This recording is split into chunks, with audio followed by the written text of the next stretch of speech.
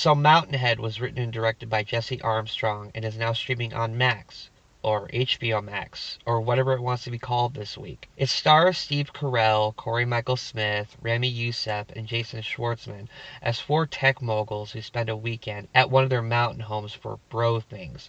Meanwhile, the world is on fire with riots, executions, anarchy, financial collapses, and government overthrowings occurring. This picture is very topical to the current going-ons in this world, and while that sometimes means that the satire may seem outdated in a few years once the socio-political climate changes, I don't think that will be the case here. I'm sure we will be dealing with people like this for at least the rest of my life, but in any event, it is topical to 2025 landscape, and is a savage satire looking to take the piss out of these tech elites. Full disclosure, I know that this is from the same creator as the show Succession. I have never seen that show, but from what I understand from reading, the way the characters are depicted in Mountainhead is quite similar to the ones that are in that show. I'm sorry I've never seen that show, I just mostly watch movies, so I know it's harassing for me to say that, but there it is, I have never seen Succession. Steve Carell is a gem I always enjoy watching, and he is no different here.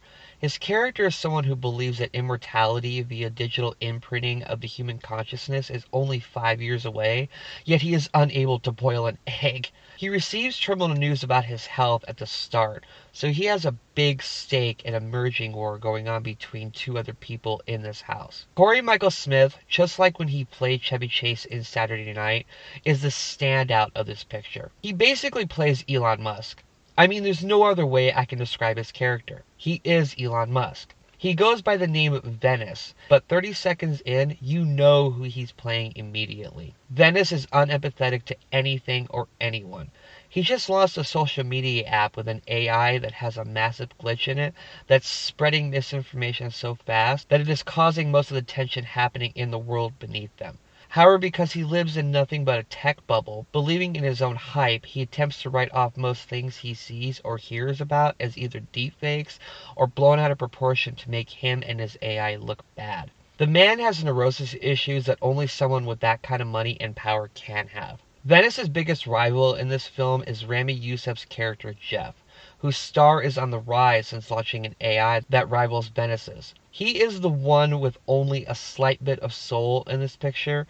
Granted, the bar is incredibly low for these people, as they live in the biggest glass house in the universe, figuratively and literally, as seen with the wide open glass panes for the home they are staying at. Lastly is the owner of the house, which by the way, the other three hate this house. His name is Super, a mere millionaire, unlike the other three who are multi-billionaires. There's even a scene where they go snowmobiling up a mountain slope just to stand at the top of it and write down their values on their chest. I'd like to point out that everything that's happening in the world outside of this house is mostly told to us through our characters reading it off of their phone. This is brilliant, not only because it allows for cheaper production and a faster turnaround for this film to come out. My understanding is that it was filmed less than 3 months before its premiere. And it also shows that these people are so detached from the world that they get all of their information by doom scrolling, which unfortunately is not reserved for elitists like these guys. The first act is really good at establishing the relationships everyone has, and does a nice job of showing just how egotistical all of them are, especially Venice, who tells the worst jokes in the world, but is surrounded by yes men who can never tell him the truth.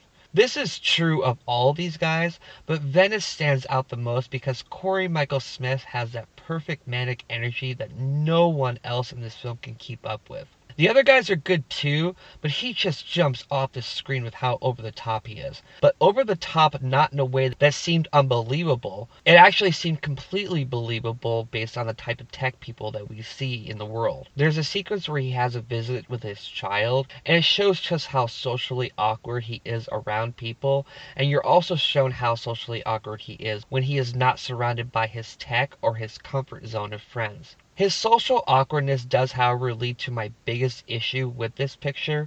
I think all the satire being done here, while entertaining on a basic level, especially in the third act, comes off as broad brush strokes mostly. I would have loved if we could have seen their social awkwardness on display in situations where they can fully humiliate themselves. Since these four are basically tech bros, we don't get enough realism to counterpoint how out of touch with reality these guys are. I mean, we can all see that as a reality if we just open any social media app and use our imaginations, but within the confines of the movie, not having foils or true ways to exploit how inept they are at everything but being married to their money and power, it muddles many of the jokes for me, especially in the second act. They have assistants or whatever these people were in their circles. I think it would have been more fun if we could have seen things from their perspective to really get into the satire and the meat and potatoes of the meaning of this movie. The second act is just basically the four of them dealing with the real world crisis via phone calls with the president, video calls with generals, and other things that are done mostly off screen, followed by double dealing where allegiances come into question between one character and the other three. It really slows down the film, and there's about a 30-minute patch or so where I didn't laugh very much. The third act is hilarious, though.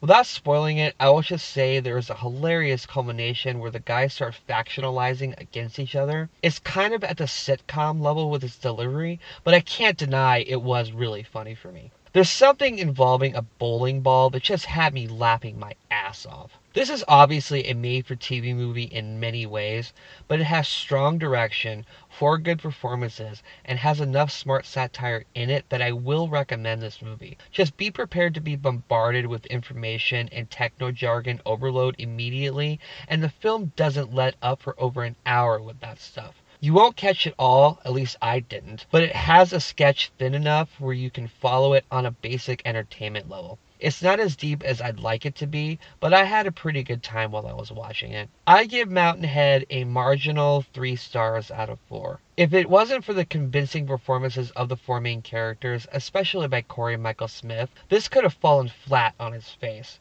But it's a tight enough story that it works for what it is. Okay, so Mountainhead, what are your thoughts on it? Please let me know in the comments. I hope Jesse Armstrong reaches bigger for his next project and takes this satire into an epic dark comedy on the big screen. Anyway, if you like this, please like and subscribe. Follow me on social media if you like. And until next time, I am Ghost.